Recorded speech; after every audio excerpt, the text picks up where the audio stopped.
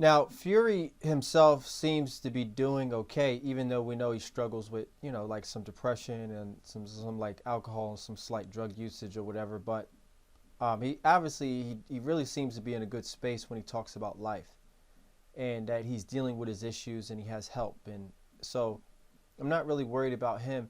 Honestly, what I am worried about is Wilder.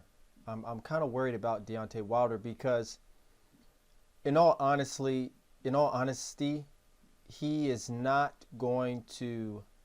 I believe he's going to get knocked out. He's going to get knocked out in this fight, and it didn't really seem like he took the last fight very well. And the last fight, one thing I notice about any game or any situation in life is when it comes to competitive sports or anything competitive, when somebody they can't stand the loss, they start they start making accusations that the other person just cheated. So the fact that Wilder came up with accusations for such a long time that Fury just cheated, Fury just cheated, Fury cheated, and all this, and there's this Glovegate accusations, for example, is just ridiculous. But honestly, it makes me feel like he's not mentally in a good space. And when you're such on top in a sport like that, for example, and you're just destroying everybody, and then you get in a match with somebody and you just think that you're God. I mean, you got to picture it. We got to picture it from his perspective. Like, imagine being a boxer and you get in the ring and you're knocking everybody out. You're knocking everybody out. You're knocking them out. You're knocking them out. You're destroying people. There is a point where you're just going to start feeling like you're untouchable. 100%. And then to get in the ring and get destroyed and get embarrassed and get destroyed, and you can't live with the situation to the point where you're saying the person who beat me only won because they cheated. You're probably not in a good space. And then in the press conferences, you're not even speaking. He's not speaking in the last one he did because he said, "Oh, I have respect for the female journalists, so I'm gonna speak to you in this one." But the last ones they had, he didn't even talk at all. He just sat there with his headphones, just bobbing his head. Now people are like trying to say like, "Oh, he's motivated." No, he might be motivated. I'm not gonna say he's not, but something is severely bothering him to where he felt like he couldn't even talk. I mean, how do you go to an event and it might be nothing, but I honestly feel like he's not in a good space. He's not in a good space, and it's almost like even though he has a good career, it's kind of like sort of like if he loses this one and gets knocked out, it's almost like a career ending for him. That's why honestly for his mental sake in his career, if I was his coach or his trainer, I would tell him we don't need this one. Not unless he could honestly tell me if I lose, I'll be good. It's kind of like the Rocky movie where the point where Rocky, it's years later, he beat the Russian guy, right? It's years later he beat the Russian guy. Or no, it's years later and he beat Apollo. He beat Apollo and it's years later, and or the movie's so old, it's so long ago.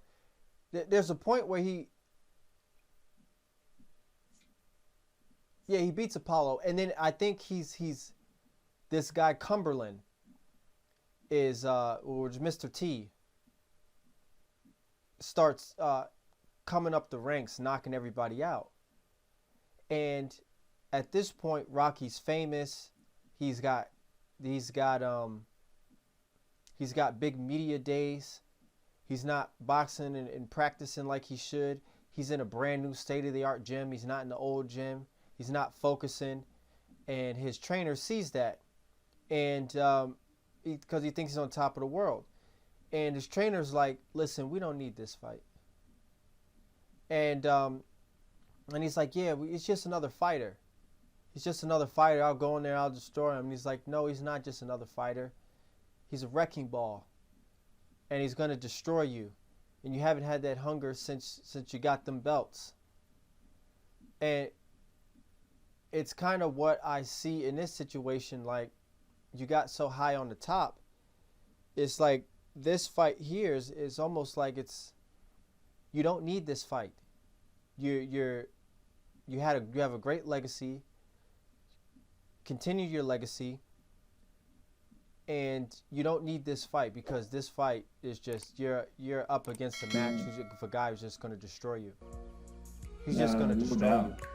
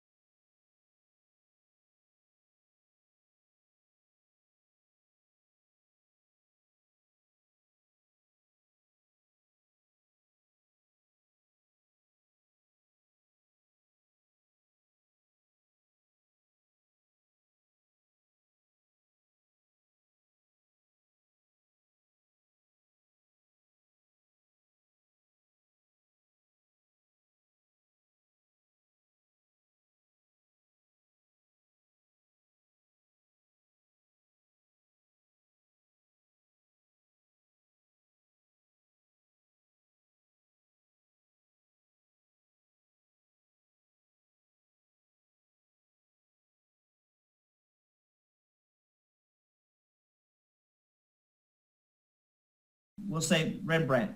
We'll say Rembrandt, if you were running a company, we would want to see your finances and we want to see your budgeting and we want to see how you manage your company. But then I'll go, no, I don't want to see how you manage your company. I want to see how you manage yourself. So whatever your last name is, Mr. Rembrandt, I want to see how you manage yourself. So look at yourself as the CEO of your last name. You know, people always want to talk about getting into business, but look at the CEO of your last name. Why worry about getting into business if you can't even manage yourself? So if I would look at your finances and look at it as a person to grade your behavior in budgeting, would you be somebody that you would want to hire yourself? Would you want to hire yourself? You know, so if you look at budgeting from a standpoint as you're a CEO, everybody's a CEO of their own last name because you are your own person. So if you look at it from that perspective, you should be able to try to go about it as before you start trying to make money and try to run a business or start a business, all these plans and all these endeavors of trying to do big business. How about you just start with yourself and be the CEO of yourself? And the way I looked at budgeting is it takes time, but you got to track everything and you got to get categories. So there's this thing called the 50-30-20 rule. Well, 50% of your budget goes to living expenses and things that are needs, like shelter, food, clothing. 50% of your things goes to essentials that are must-haves. Then 30% goes to basically things of like non-essentials that might be like cell phones, cell phone, internet, other things that are kind of essential, but they're not really. So the 50-30-20 rule is a budgeting fundamental where 50% of your budget is for needs, 30% are for your wants, and then 20% is for like savings and paying off debt and building emergency funds and things of that nature. So what are needs? And this is where people have to actually distinguish the difference between a need and a want. So a need is something that has to do with survival, essentials. So number one would be shelter. When it comes to shelter, that's a home, rent, mortgage, anything to do with a roof over your head. Now, when you think about a shelter, what actually makes a shelter work and to make it useful would be utilities. So after shelter, you actually get the house or the apartment. Then you have to think about utilities, which would mean to make it run, you need electric and water. Electric water, which then gives you heat and cooling, and then water, which is basically showering, toilet, things of that nature. So then your water bill, your electric bill, your rent, your mortgage, these are all essentials. So these are all your needs. And then obviously clothing would be on there. So then that's your clothing. So that should be your budget right there. Clothing, utilities, and shelter. It's basically all 50% of your income should be to that. Now the next 30% should be wants. Wants are considered things like, well, Netflix, that's a want. Anything to do with gym membership, that's a want. So entertainment, eating out, buying games, things to do with stuff that's not necessarily to your day-to-day needs. It's or after you buy one pair of shoes or two, you might want a third pair of shoes. That's a want. That's not a need. So then you have to distinguish between wants and needs. And then when you get to 20%, that last 20%, that's where you have to basically use that to save up your emergency fund, which is you should have 3 to 6 months, minimum 3 to 6 months. If most people in America, and correct me if I'm wrong, Mr. Rembrandt, that most people basically don't even have enough money saved up after they miss 1 week's worth of paycheck, that they can't even basically live off their savings for 1 month. Most people can't even live off, if they basically quit their job, they wouldn't be able to have enough money to sustain their same living style for a month.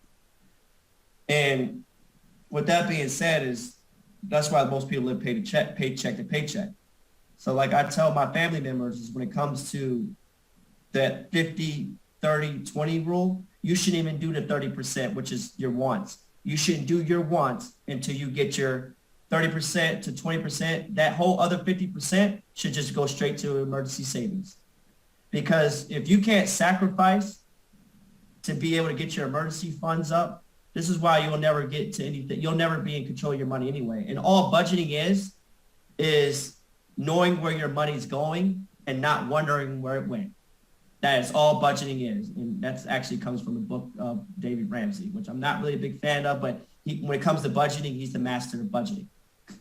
So knowing where your money, budgeting is nothing. Let me repeat that again. Budgeting is knowing where your money goes and not wondering where it went.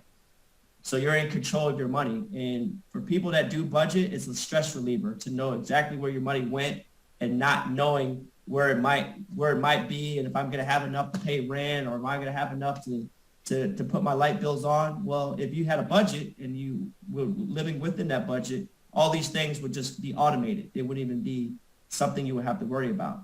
So just remember that 50, 30, 20 rules. And if you want something, you got to sacrifice. And I always tell people, you shouldn't even worry about your wants until you have your savings and emergency fund established, which is 3 to 6 months, preferably 6 months, but 3 minimum of emergency savings. And what I mean by emergency savings is, like, let's say, for instance, just to give you an example, if you find out that you live off $3,000 a month between all your needs, wants, and savings, then that emergency savings needs to encompass $9,000.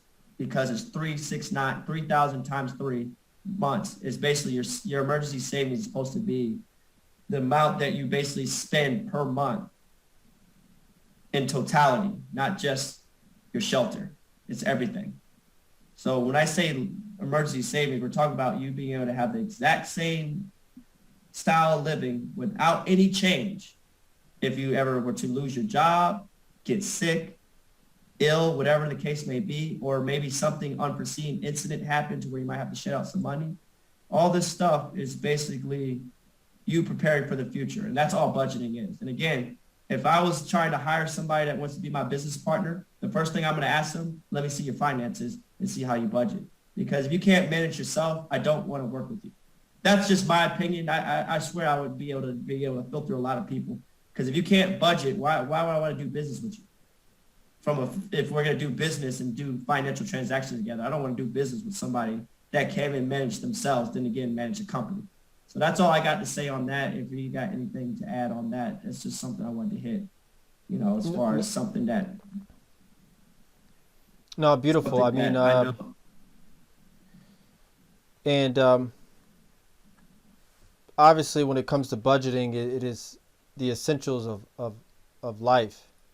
I mean, you talked about the essential aspects of when making an income, the aspects that are important of budgeting. You broke it down to essentials, needs, and then saving and investing. And budgeting itself, when it comes to the importance, is a need. If we break, well, where does budgeting stacked in your life? Is it a need? Is it a want? Or is it something to help you get ahead? It's all of those.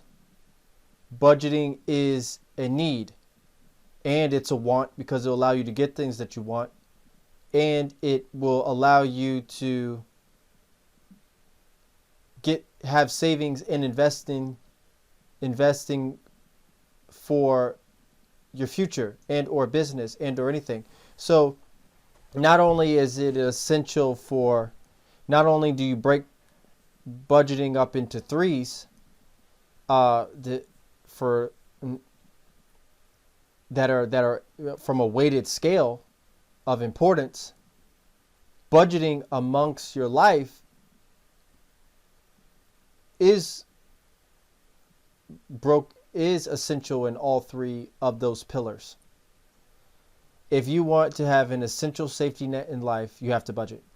If you want to have wants that you obtain in your life, you have to budget. And if you want to get ahead where you have tremendous amount of savings and or investment money to get ahead and do different things, you have to budget. So as you know, and that's extremely valuable information that you're providing to the people right now, you know and I know that budgeting has allowed us to do exceptional amount of things. Budgeting allows you to go on trips. Budgeting allows you to start a business. Budgeting allows you to protect yourself from life. Budgeting gives you FU money. What is FU money? For the sake of this podcast, we'll use FU money as and call it freedom money. But the ability to get your FU money will allow you to separate yourself from poverty. See, we talk about essential things that we talked about earlier, getting away from poverty. Most people who are not in the different categories that we named earlier that are unchangeable when it comes to poverty. If you are a healthy person with no mental illnesses and or disease, or very, very, very manageable mental issues, which maybe a lot of people have from a normal basis that are very manageable, and or no physical elements or physical elements that are very manageable, and you can get up and work a job, you should be able to budget. And budget allows you to reach exceptional pathways in life that you will never ever obtain otherwise.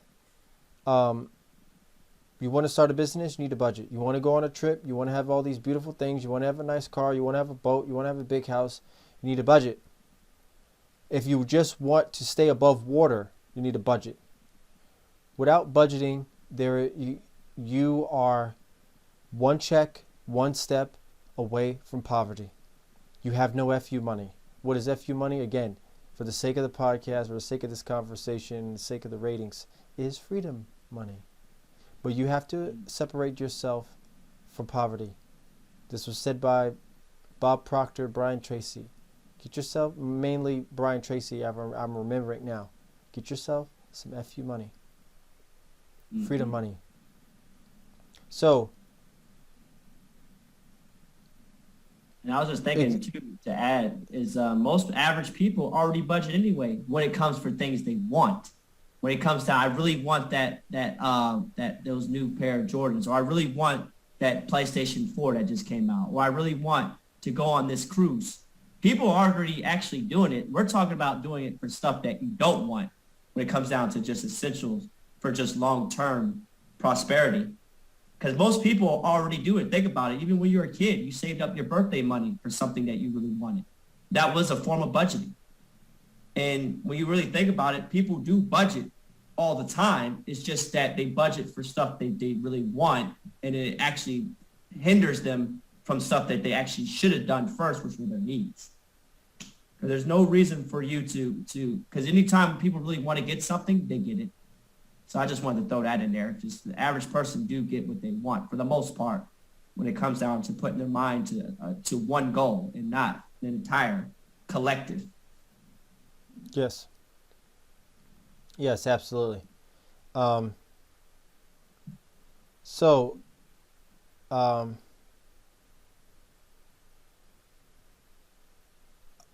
That's excellent advice. So everybody definitely needs to engage in budgeting. That is the first step. And then when you engage in budgeting, you can figure out more exceptional ways to do different things that financially help you, like invest. What do I do with that savings? You got to get the savings first. Then you can start investing. You can start Think and Grow Rich. You can start Richard Kowalski. Excuse me, not Richard Kowalski. You could start Robert Kiyosaki, Rich Dad Poor Dad. You could start investing in property, real estate, different things. Start a business. You can start all these things. So it is one of the pillars of life, budgeting. So I will say, and you'll understand why, but we're going to conclude this episode of Verbal Artwork with Mr. Rembrandt. Remember, go over to patreon.com/verbalartwork. to become a subscriber to get the episodes and or content that is not available on the public feed, and or you can download this particular episode on Spotify and or iTunes or any other place that you get your podcasts. Also, don't forget to go over to Instagram and follow me, go over to Twitter and follow me. Link is in the description, and go over and follow Mr. Raw Wilkes on Instagram. Don't forget to do that, and make sure you stay tuned to Mr. Rembrandt on YouTube and the Verbal Artwork with Mr. Rembrandt podcast on anywhere the podcast is available. Thanks for tuning in. Hope to see you guys on the next episode. You got anything to say, Rib? Or Wilkes? No, it was always a pleasure having a great conversation. Look forward to the next one. All right. And that's... Recording stop.